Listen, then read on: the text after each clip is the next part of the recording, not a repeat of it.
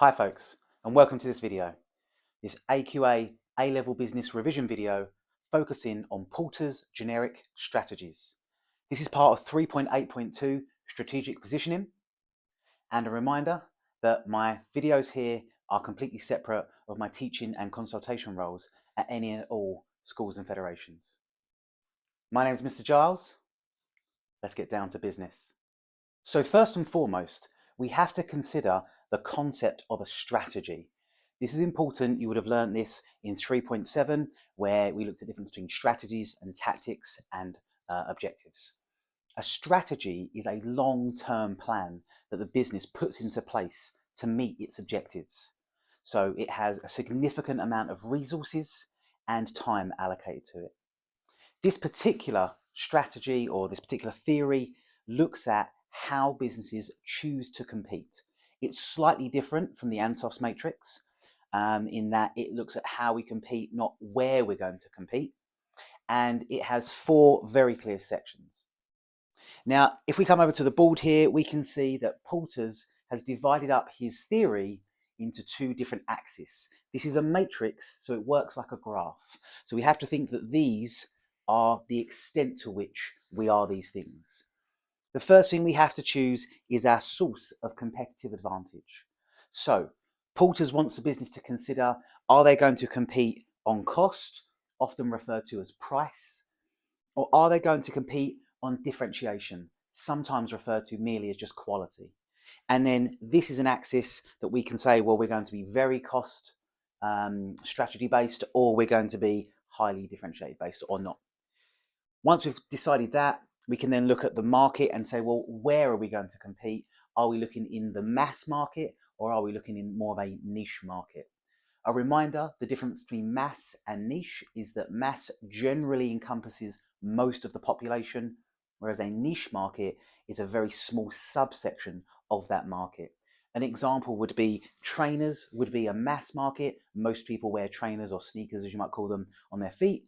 However, Jordans are a niche in that because not everybody wears Jordans. They're a particular niche of that market.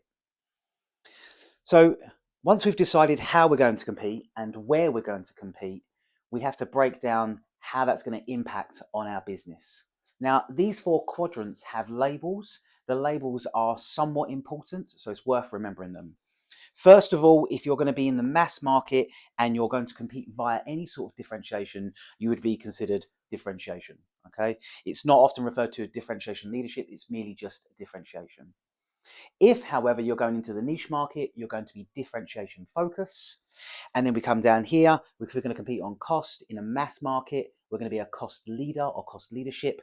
And if we're going to be doing it for a niche market, we're going to be going for cost focus. Now, there is an important distinction between this side of the board and that side of the board, the mass and the niche market, because it's the extent to which some of these things down here play out. Now, if we're going to be competing on cost, if that's how we choose to compete, then we're going to have to consider the extent to which we can gain economies of scale. Economies of scale, remember, translates to benefits of size. Economies, benefits of scale, size. The bigger your business is, the more benefits there are. So if we're working in the mass market and we want to be a cost leader, we can probably benefit from quite big economies of scale because we have a large amount of customers to choose from, which means we can buy in bulk, so we can get purchasing economies of scale. It means we can have more capital intensive, i.e. machines making our products, so we can get more production economies of scale or employee economies of scale, or their lack thereof, and various other economies of scale here. So we want to see if we're in the mass market, can we get the maximum amount of economies of scale? Because if we can, then we can reduce our unit costs. And if we can bring our unit costs down, we can bring our price down, and therefore we can compete on price. The other part of that is productivity. This is often forgot because yes, you need to have purchasing and managerial economies of scales and all those things, but you also need to have a highly productive workforce, or at the very least be able to produce at a high amount of capacity utilization, because low unit costs is where this competitive advantage comes from.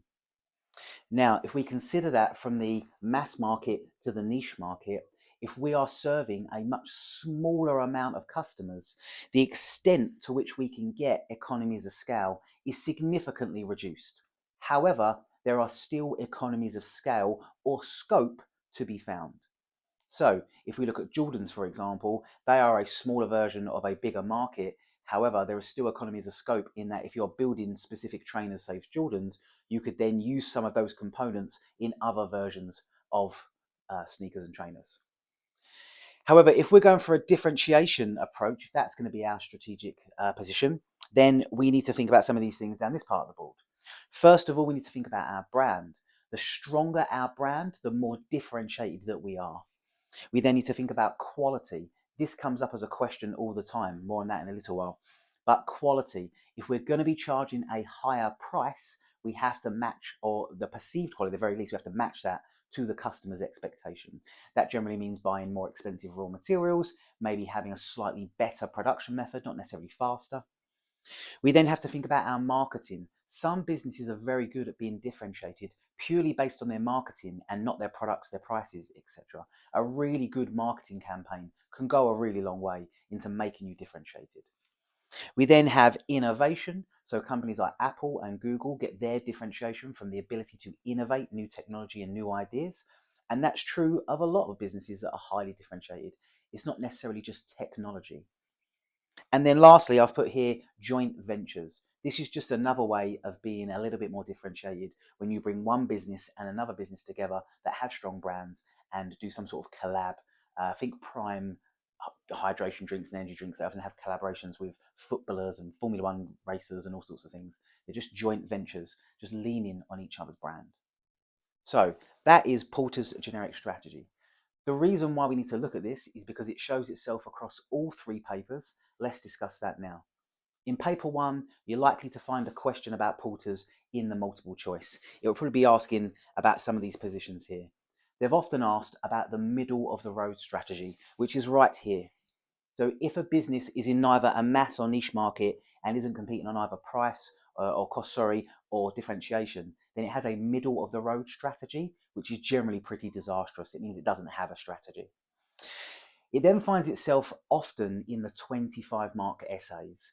There's been at least 4 or 5 that have either directly quoted Porter's and asked questions about them, or has mentioned something down here and expected Porter's to be used as a theory to back your analysis. Now, when you do Porter's generic strategies, you do not have to draw the diagram. There's no need for that. However, you do want to name drop Porter's and you want to use these language here, okay, this language here. So bear that in mind, please. If it's a direct Porter's question, generally speaking, you're going to be looking at one side versus the other. They quite like the question of differentiation versus cost leadership, and then either the impact on a business or which one's better for, and then they'll insert context like UK businesses or international businesses. And then across paper 2 and 3, generally speaking, it will be brought up in the case study. Paper 2, it's rare to see, if I'm perfectly honest. It sometimes pops up.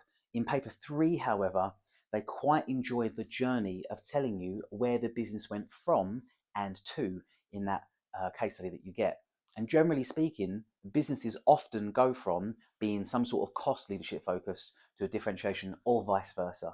So they're often going from being very highly priced and poor in their economies of scale to the other way. And it's always with someone new coming in, there's some sort of change happening. And then the question is often, is this the right idea? Do you think this is going to work? Is there enough evidence to say that this is going to be palatable? And then we have to come down here and think to ourselves, well, do we have evidence that they have economies of scale and high productivity? Or if they're going the other way, do we have evidence that they've got a strong brand? Now, a really good conclusion point now is if they're giving up some of these things to chase the other strategy, why would they do that? And you want to consider some external factors for that. Are there economic reasons? Is the economy not doing so well? And so a differentiation strategy probably isn't the right one. That's Porter's generic strategy. It finds itself in strategic positioning, and it's looking at how businesses choose to compete. I'm going to finish on a little bit of Giles' advice.